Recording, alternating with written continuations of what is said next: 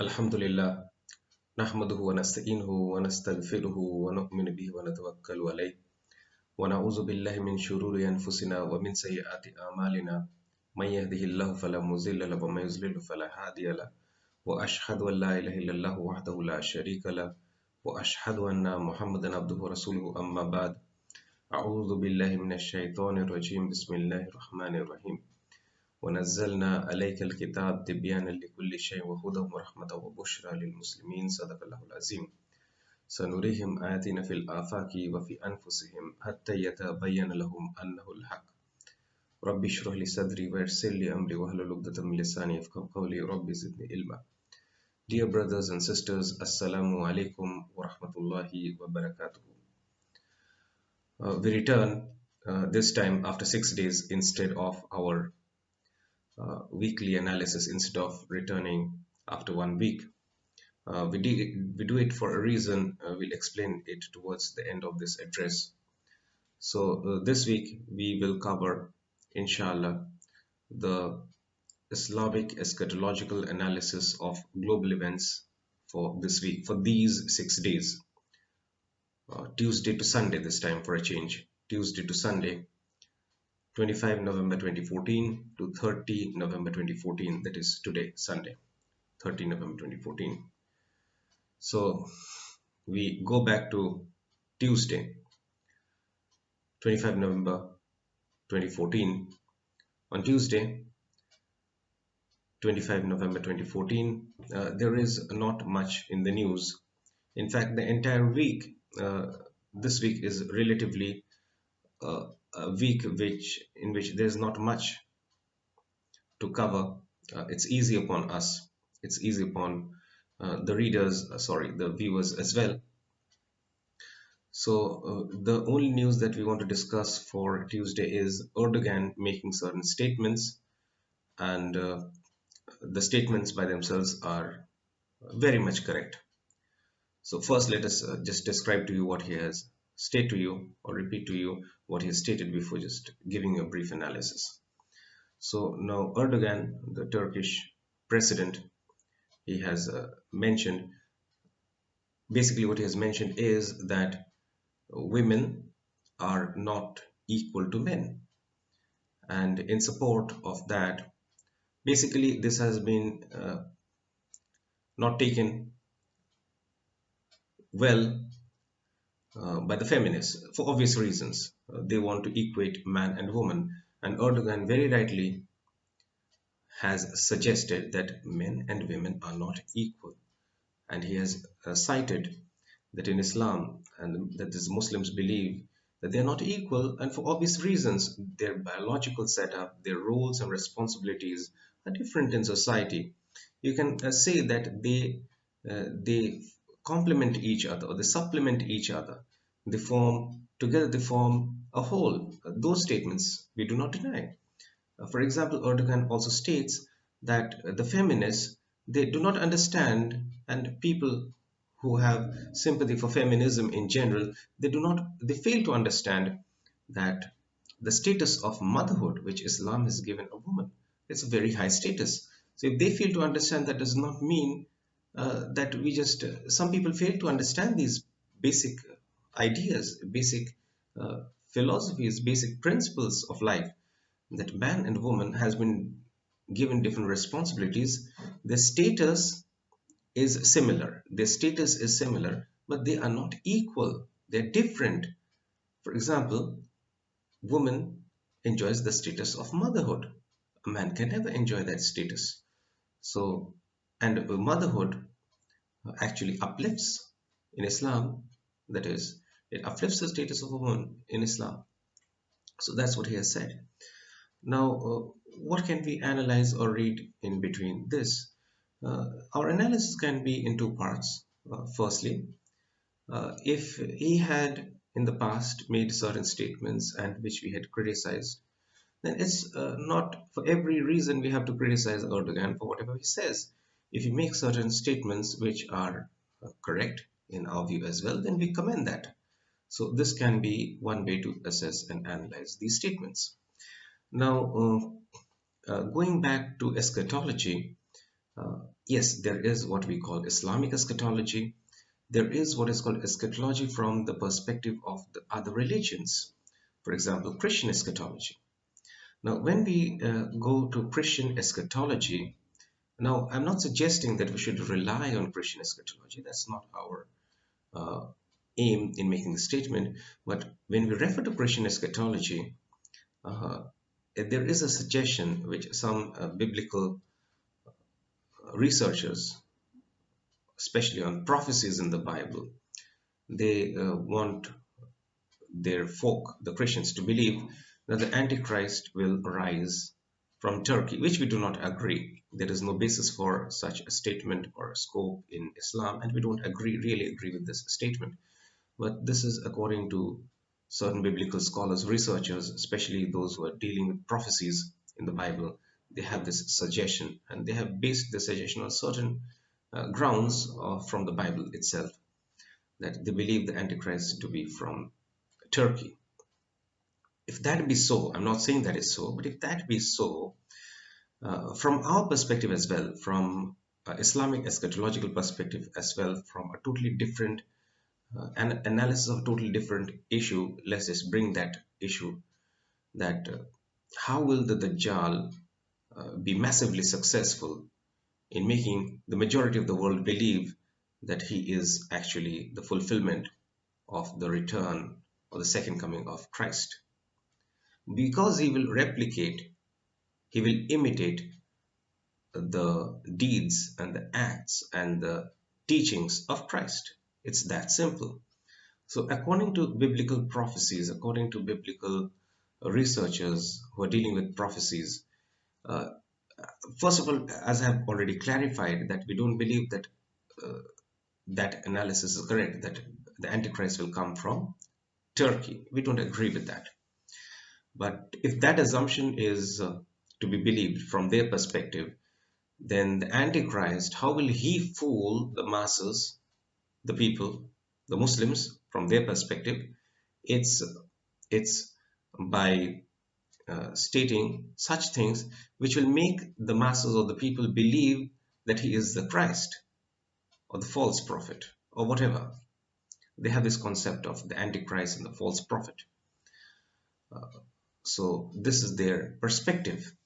So from that perspective, if I'm not suggesting again that that has to be played by Erdogan, but if that is the case, and if Erdogan has to play that role, then obviously he has to make certain statements which would apparently be good, which would actually be also good, but this would be by way of creating a confusion in uh, the society, a confusion, so that people believe and have trust in him before he can actually subtly just influence the masses of the people. So that is a perspective which we thought required discussion on Wednesday, Thursday, Friday, and Saturday.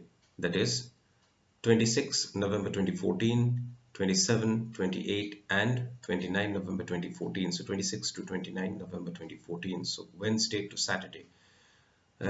In all these 4 days, we don't find anything which justifies an explanation. So we just move ahead. We skip all these 4 days and we move ahead with the last day, because this week we are dealing with only 6 days. So we move ahead with the analysis of Sunday, which is the last day of a week. Today, Sunday, 30 November 2014, and we end this week's analysis. So as I have said, unlike the previous week's analysis in which we deal with the news of 7 days from Tuesday to Monday, this week we're dealing with Tuesday to Sunday. I'll just explain to you the reason for doing so after we analyze with the last day's news. So today, that is Sunday, and we read in the newspapers, not much, but just one piece of news which we want to discuss, and with which we will bring an end to this week's analysis, these 6 days analysis. Hosni Mubarak cleared of graft charges and murder. Hosni Mubarak, you must remember, he was the president, a dictator of Egypt before Morsi came in the limelight and he became the president, and then he was removed before Sisi joined the party. So Mubarak cleared of murder and graft charges. So Hosni Mubarak. So now what's going on over here? Uh, these are very difficult analysis, as with the first day's analysis about Erdogan, really complex. These are not easy. It's difficult for us. So we understand how much more difficult it is for people, the general masses, to interpret and to analyze and assess what's going on over here. Let us just break it up into simple steps to aid the analysis. So, primarily, we go back in time to the Arab Spring. At that time, we had predicted certain events, and we had stated that this is a drama which will be played out in front of the whole world to fool the masses of people. And what was the drama? They will bring in Muslim Brotherhood and they will just throw it away at their own time, convenience, and when they're done with it. Why would they do so? We had explained back then that they would do so because Egypt was already in a pretty pathetic situation by that time, so that they could fuel the Arab Spring by showcasing the pathetic economic, political, and social situation in Egypt at that time before the Muslim Brotherhood actually came into power. By fueling that, their intention was to bring Muslim Brotherhood, and their intention was to degrade the stability of Egypt to an even greater extent, the impact the social, political, and economic stability to an even greater extent. And they did so. And they did so marvelously well. So now, once the trust was lost from Muslim Brotherhood, they were just thrown out. And this is a drama, basically. There could be certain other elements as well. Yes, and there are things that's going on behind the curtain which you don't know about. Morsi came into the power with a handshake with the US. That's for you to know and understand how he came to prominence in such a short span of time. It may very well be possible that once you accept uh, the orders, or you take the orders from your master or your lord, because you had come to power by the instructions and orders from your lord. Now once you do that and you come to power, you cannot just neglect them and think that you are the dictator and you can do anything. They'll just throw you out, and that's what they did. Morsi, once he came to power, he tried to behave in a dictatorial fashion, and it seems to us, though the overall picture was always there, and he was, in fact, the Muslim Brotherhood was to be thrown away anyhow or somehow.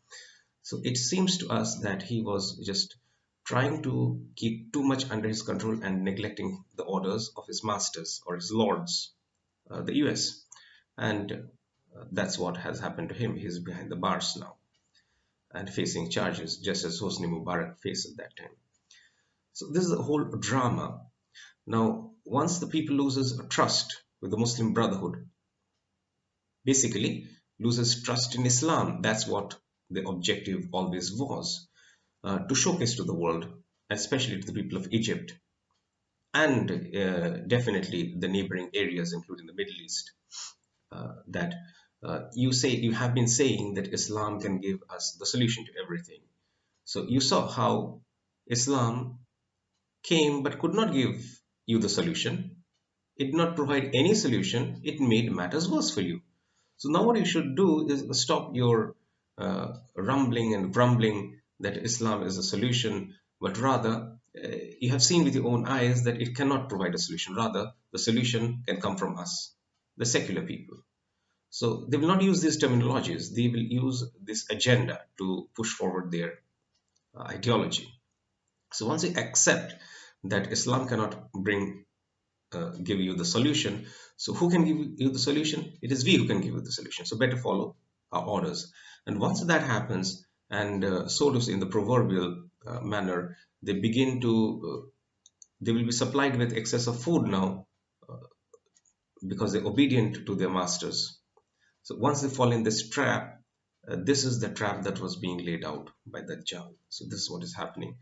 So once you've made Morsi your friend and you have deposed him as your enemy, so the charges had to be lightened on Hosni Mubarak. Otherwise, why did you throw him out? So now it will seem that the entire Mubarak episode was orchestrated by the Morsi group, the Muslim Brotherhood group. And since they are at fault, and you have seen how they are at fault, so Mubarak was not all that wrong. So I'm not saying Mubarak is correct or wrong. We know how dictatorial he was and how much of an agent even he was. So when they had enough of him, they just did away with him. And so he had again to fall back on those leanings. And now, so they are reviving him from his deathbed, so to say, proverbial deathbed. And Morsi tried to imitate or follow a same pattern as Hosni Mubarak, and he came into power and then he was thrown away. So once he was thrown away and was a trust in Islam, that is the basic agenda, not the Muslim Brotherhood. No one is interested in Muslim Brotherhood per se. What they're interested in is showcasing to the world that you just keep on shouting and shouting and crying in the sense just raising your voice aloud, not weeping, that Islam can give us the solution, Islam can give us the solution. And you've seen with your own eyes that Islam was not able to give you the solution. Rather, it made things worse for you. So better accept our solution. That's what we will do. We'll provide you with food. And that's what the Dajjal has been tremendously successful in. We cut this week short into 6 days because inshallah in the future what we want to do is we want to cover a monthly analysis instead of the weekly analysis. We have observed that things are moving rather slowly. We would have loved for the things to move a bit more at a rapid pace. We've been waiting for the end, but it seems it'll take some more time. They're not just satisfied with the oppression level, they want to increase their oppression level. The Dajjal wants to increase the oppression level upon humanity. So it's not going to be easy. It's going to be more and more difficult times ahead of us. So that's it. So from now on, inshallah, we'll have a monthly analysis instead of the weekly analysis. So it need not necessarily be on a Monday. It can be on the last day of the month. And this is the pattern we'll follow. I'll also be busy throughout the month of December 2014.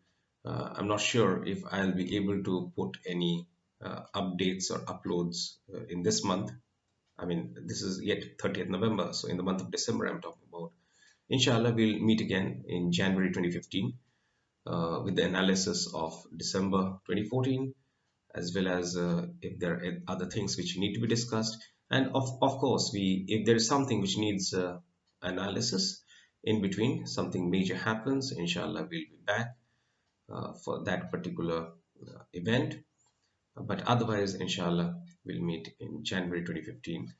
In the meanwhile, obviously, you can check the videos. So a lot of videos have been put up in this year.